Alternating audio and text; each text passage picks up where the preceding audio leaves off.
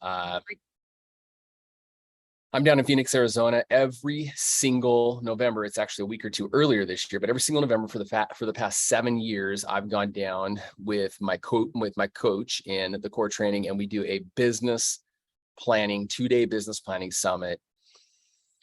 It's something, business planning, life planning, vision planning. There's so much involved in it, and it's just absolutely amazing. This is my 7th year. And it has changed my life and it's changed my business. And I'm excited to take in the next couple of days, but flew down today, but couldn't miss week 6 of my modern money class. I want to keep the momentum going. I'm getting a lot of messages, a lot of like high fives and knuckles just from people that I know that are watching this and sharing it with their kids. And some of the topics like today is going to be kind of boring, but it's nobody ever taught me what the IRS was. Nobody ever taught me how to look at a paycheck or a pay stub and see that where all the money's going when I get paid, whether it was when I was in high school with my first job or even in college or, even as an adult, I still didn't clearly understand. So today is going to be all about that. But let's real quick, if you're new to this program, the show that I'm doing, it's a 26-week program where I'm teaching modern money or modern financial literacy for young adults. And I say young adults because that's a passion of mine, teaching younger people, 18 to 22, 24-year-old young adults, things that they need to know to survive and thrive in the world. But what I'm finding is there's a lot of adults, a lot of parents, a lot of people in my age that are getting a lot out of this class. So we're on week 6 and we started off with the psychology of money, understanding your worth, your earning potential, your overall net worth as a human being, not as an earner, as a human being. We talked about consumer debt. Last week was credit scores and consumer debt. Just a lot of really good information. So we're on week 6 today. Week 6 is we're going to talk about the IRS and understanding your paycheck. It's going to be there's not a big lesson plan this week. There's a lot of really important information, maybe a little bit of history lesson for some of you adults out there that are listening to this. So got a great episode for you today. So in recap, that's where we've come from 6 weeks over the last 6 weeks. Real quick disclaimer or a disclosure. I am a veteran mortgage professional, 15 years in the mortgage industry. So I'm very well qualified to talk about this stuff because I look at pay stubs and I look at tax returns and I look at bank statements and I look at investment accounts and credit scores. And I help people life plan with the largest financial decision of their life, and that's buying a home or refinancing a home or buying another home or buying their dream home, buying their first home, buying vacation homes, all of that good stuff. And so my experience in the mortgage industry at a very high level, since 2017, I've been ranked in the top 1% in America out of 175,000 or 200,000 mortgage loan originators. So my experience qualifies me to teach this, but I need you to know that I'm not giving financial advice. You go back and watch the last 5 episodes, including this one. None of this can be taken as financial advice because I'm not a financial planner and I'm not soliciting or giving financial advice. If I'm giving examples that have worked for me and that have worked for others, but I'm not giving anyone financial advice. Now, if you do want to buy real estate, you want to talk about mortgage, I'm licensed and I'm qualified at a high level to give you mortgage advice and real estate investment advice. But little disclosure there, little disclaimer there. I do need to give my MLO number so I stay in compliance as well. So my MLO number with the state of Washington is 115349. All right, so let's go ahead and let's get started. What I want to do today is I want to start off by talking about maybe even just giving, I think, a brief history lesson in regards to what is the IRS. And then I'm gonna start off with a little funny. I want to make this somewhat interesting because this is boring stuff. So give me 1 second here, and I'm gonna pull up some information for you. All right, so if I'm gonna give you this, give me a second because I'm having some technical difficulties here. Getting access to, there we go. I wanted to share my screen. 1 second, friends. All right. I knew this was going to happen. Froze up on me. Here we go. We are back. All right. So I'm going to start off with a little funny here. This is great. So and I found this quote. I found this funny quote from oh gosh, what is his name? Ron Paul. I don't even know who Ron Paul is. I think he was a politician back in the day. But he said 1913 wasn't a great year. It gave us income tax. It gave us the 16th Amendment and the IRS. All right. So any of you guys back can remember 1913, or you historians out there, here's a little history lesson for you from 1913. I had no idea. And to be quite frank, as I researched this, I had no idea what the 16th Amendment was. So the 16th Amendment allowed the US government to collect income tax.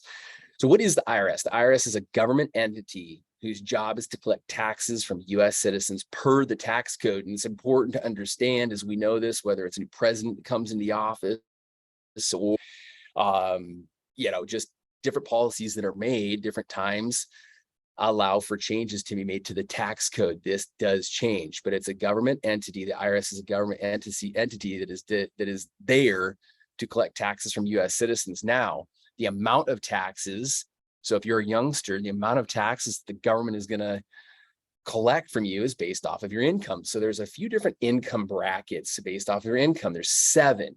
Okay, there's a 10%, a 12%, a 22, a 24, a 32, a 35, and a 37% tax bracket. Now, this is US income tax, not state. Okay, so for example, this is where I'm going to slow down. Okay, youngsters, pay attention to this. If you're single and you make between $40,000 and $86,000 a year, you fall into the 22% tax bracket. So what that means is 22% of your gross pay that you owe to the IRS. So if your paycheck was for 40 hours worked in a week and you earn $20 an hour, so $20 times 40 is $800 in that week, you're in the 22% tax bracket. 22% of that, $176, will be taken away and given to the IRS out of your paycheck. And you'll be left with $624, okay? But it gets a little bit better. So now we're going to transition into your understanding your paycheck.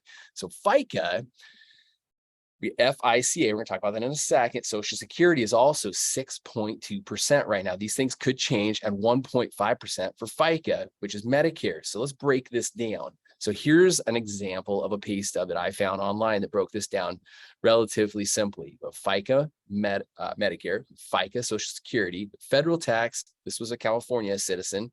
So California state tax, and then SDI. So let's go here and take a look at this. So FICA stands for Federal Insurance Contribution Act. So before you get all bitter and bent out of shape on this, youngsters, it ensures that money is put aside for your future needs as an elderly person. So Social Security is a small pay that you'll receive after the age of 65, and it's based off of your earnings, okay, over the life of your earning, your career as an employee. Okay, Medicare is medical insurance from the government that you'll receive after you stop working for an employer. It helps support people with disabilities also. All right, so let's go back to that paycheck. Okay, so we go back to that paycheck, $800 gross pay, $176 will go to IRS, $50 will go to FICA, Social Security, $12 will go to FICA, Medicare. So out of that 800 minus 176 minus 50 minus 12, you're left with 562. That's what actually goes into your bank account, not $800, kids. All right, us adults, we've kind of seen that. So it's important to understand that, where it's going and what it's going toward, right? So before you get upset or get defeated, let's talk about what the IRS does with your tax money. It goes to helping fund the military, state-funded programs, roads, space programs, infrastructure, stuff like that. So it's important to understand what the IRS is doing with your money. And I'm gonna hit pause here real quick, and I'll come back to this. But I think it's really important, you guys. I'm gonna bring this site back up, budgetwithdan.com, in a second. But I think it's really important as a youngster to take that money that you deposit. So Medicare, Social Security, IRS taxes, everything is pulled out of there. Take what's left over and even withdraw even more of that. So if you could take that 582 that was left over, 562 that was left over, and pull out 10% of that and just set it aside, put it in an investment account, and start learning that. Invest 10% of your wages early on. Just don't spend it. Just set it aside. And manage your credit. Make sure you don't use credit, rack up credit cards, live within your means. when you're my age, you will be very, very, very well off. See, the problem, and this is why I'm teaching this, and it's going to come full circle, I promise you. If you go to budgetwithdan.com. So we go back here. If you go to budgetwithdan.com, I give you everything that you need to know, about taking care of your monthly budget, tracking how much money is coming in every month, how much money is going out, and what's left over. And then if you have questions on what to do with that money that's left over from an investment standpoint, I can give you some advice there on who to talk to. All right. Budget with Dan, it's got budgetwithdan.com. It has a ton of helpful tips there, but starting with understanding your pay stubs, paychecks, understanding the IRS, all of this stuff really plays into really understanding how to budget properly. So appreciate you hanging with me today with the technical difficulties. Beautiful Phoenix, Arizona down here. I know you can't really tell because the sun's beating down on us from the backside, but appreciate you following along. If you have any questions, let me know. If you have any mortgage or real estate questions, please reach out to me. And lastly, if you found this valuable, let's share this. I think there's a big financial literacy crisis in America right now. The statistics are really, really ugly. Credit card debt is at an all-time high. Credit card interest rates are at an all-time high. More Americans than ever are worried about their finances, to the tune of almost 80% of Americans are living paycheck to paycheck. This has got to change. And this information, I believe, can help. So appreciate you tuning in. If you have any questions, reach out. I'm out of here. Have a great Wednesday and happy hump day.